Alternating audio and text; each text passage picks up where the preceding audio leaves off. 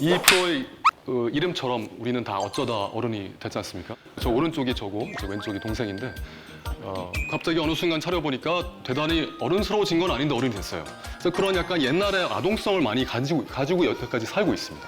근데 그거는 다 좋은데 그런 걸 가지고 있으면 이왕이면 그거와 함께 또 좋은 걸 가지고 있으면 좋은데 이상하게 일관되게 다 잃고 있는 게 하나 있어요. 잃고 있는 게 뭔지 여러분 혹시 아시는지 모르겠습니다. 바로 뭐냐면 생물, 동식물에 대한 관심과 사랑입니다. 여러분 중에 다 어렸을 때 어머니가 뭐 동물원이라든지 무슨 공룡 전시회 이런 데 다 데려가지 않습니까? 그렇죠? 근데 그 학생이 이제 나중에 엄마 나 진짜 공룡 할래 그러면 이렇게 나오잖아요. 그렇죠? 왜 그런지 모르겠어요. 그렇게 데려가 놓고서 동물원이나 어디 다 데려가 놓고서 막상 그걸 하겠다고 하면 마치 어떤 미친 어떤 결정을 한 것처럼 얘기를 합니다. 어쩌다 어른이 됐으면서 그것만은 항상 다 상실하게 되더라고요. 저는 그게 항상 아이러니하게 느껴집니다. 저는 운이 따랐는지 자연을 연구하게 되었습니다. 그래서 좀 고독한 사람이 됐습니다. 마치 저 그림에 나와 있는 저 카페 여자들 모임에 혼자 간 남자친구, 약간 꽂아놓은 보릿자루 같은 그런 사람 같은 모양이 되었어요. 내가 생각하는 중요한 건 지금 저 얘기가 아니고 연애 얘기도 아니고 정치도 아니고 경제도 아니고 무슨 원숭이 얘기인데 그런 거 하면 이제 다들 무슨 얘기야? 좀 이상하게 생각을 하죠. 오히려 이제 이런 무대에 쓸 때는 괜찮아요. 나 아마 저를 개인적으로 만나시면 아마 되게 짜증나실 거예요. 이런 얘기를 계속 하시고. 그래서 제 마음속에는 바로 이런 진짜 세상이라는 것이 이런 것이고 이런 것이 없어지는 것에 대한 얘기가 이 세상에서 가장 주가 돼야 되는데 마치 저건 가장 부로 밀려난 느낌이 들어요. 지금 우리가 이 스튜디오를 벗어나서 그냥 한국을 걷다 보면 잔디밭 하나도 발견하기 어려운 세상입니다. 그래서 제가 할 만한 이런 정글 얘기도 전혀 생활과 아무 관련이 없잖아요. 그럼에도 불구하고 아까운 시간을 내셔갖고 여기 오신다는 것 자체만으로도 사실 저는 희망적이라고 생각해요. 그래서 저는 이거를 진짜 세상이라고 생각하고 어딘가로 떠났던 사람입니다. 그래서 제가 떠난 곳은 뭘 하러 떠났냐면 바로 긴팔 원숭이라는 동물을 찾아 떠났어요. 아까 제가 서두에 왜 이 동물을 했는지는 좀 말씀을 드렸습니다. 근데 사실 어느 동물 해도 무슨 거북이를 해도 개구리를 해도 다 오는 질문은 딱 한 가지예요. 왜 하필 그걸 하셨냐고. 근데 누가 은행 가서 일한다고 하면 왜 하필 은행 가서 일하셨냐고 물어보진 않습니다. 또는 왜 하필 대학 교수가 되셨냐고. 왜냐면 또 할 만한 거라고 생각을 하잖아요. 이거는 도대체 정신이 제대로 박힌 사람인가라고 하는 전제가 사실 거기에 깔려 있습니다. 제가 떠난 곳은 인도네시아인데 이 군도 세계에서 최대의 군도라고 합니다. 근데 우리나라에서 인도네시아 수도까지 한 비행기로 7시간이 걸려요. 그런데 인도네시아 서끝에서 동끝까지 가면 한 7시간이 걸립니다. 그 정도로 굉장히 큰 나라고 여기 안에는 거의 유럽 전체가 들어갈 정도로 크다 그래요.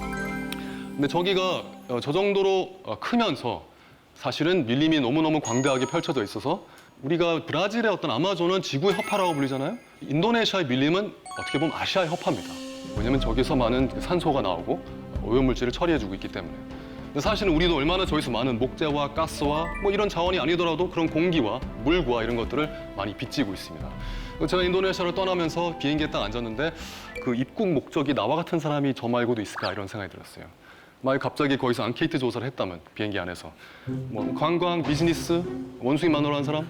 저 혼자였을 거예요. 다음 주세요. 그래서 저 위에 있는 데가 자카르타인데 자카르타에서 저 노란색 선을 따라가면 저기 일종의 고속도로입니다.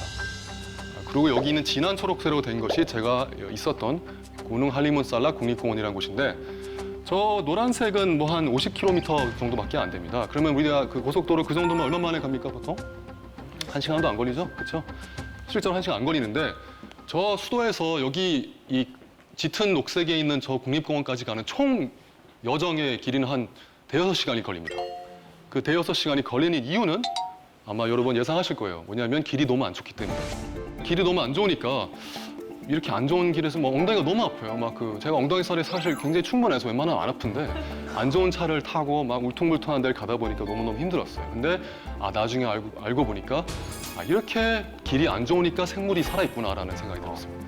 만약 길이 좋았다면 무슨 일이 일어날까요? 로드킬? 로드킬도 일어나고 일단 엄청나게 사람들이 오겠죠. 사람들이 관광버스 타고 춤추면서 오고 소주병 들고 올 겁니다. 그러면 이제 거기 있는 그 자연 자원이 제대로 살 수 있는 게 안 되겠죠. 그래서 저는 그때부터는 안 좋은 길을 만나면 그렇게 행복합니다. 특히 그 수리를 하면 너무 화가 나요. 왜 이렇게 쓸데없이 수리를 해갖고 그냥 구멍을 놔두면 제일 좋겠는데. 아무튼 저 울퉁불퉁한 길을 타서 가기 때문에 바로 이런 모습이 나오는데 제가 타고서 일단 이렇게 들어가는 사진입니다. 그래서 도착한 곳이 구능 할리문살라 국립공원인데 이름이 참 희한하죠. 인도네시아 말로 구능은 산이란 뜻입니다. 할리무는 안개란 뜻이고 살라가 어떤 과일의 이름이에요. 그래서 안개산과 그 과일 이름의 산 두 개가 합쳐져서 구능 할리문 살라게 돼 있어요. 잠깐 인도네시아 말 얘기를 좀 하면 인도네시아 말 굉장히 귀엽고 재밌습니다.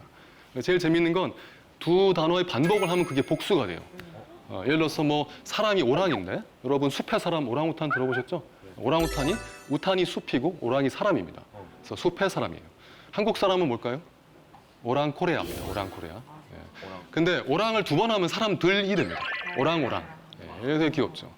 근데 재미있는 건 동물 이름 중에 그렇게 언어를 반복하는 게 몇 개가 있어요. 그래서 예를 들어서 뭐 거미 하면 라바라바, 거북이 하면 꾸라꾸라, 나비 하면 꾸뿌꾸뿌 이런 게 됐습니다. 근데 제일 재미있는 건 제가 항상 소개하는 건데 오징어에 해당되는 단어가 딱 듣는 순간 아 이건 완벽하게 오징어의 물성을 언어화했구나 이게 느껴지는 언어가 있습니다.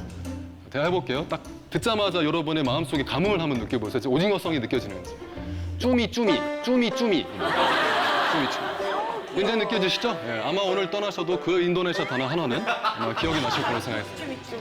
어쨌든 구능 할리무 살라게 공원에 갔습니다. 도착한 마을은 찌딸라합이라는 마을이에요. 저 마을이 보이는데 저 뒤에 산에 쫙 밀림이 있잖아요.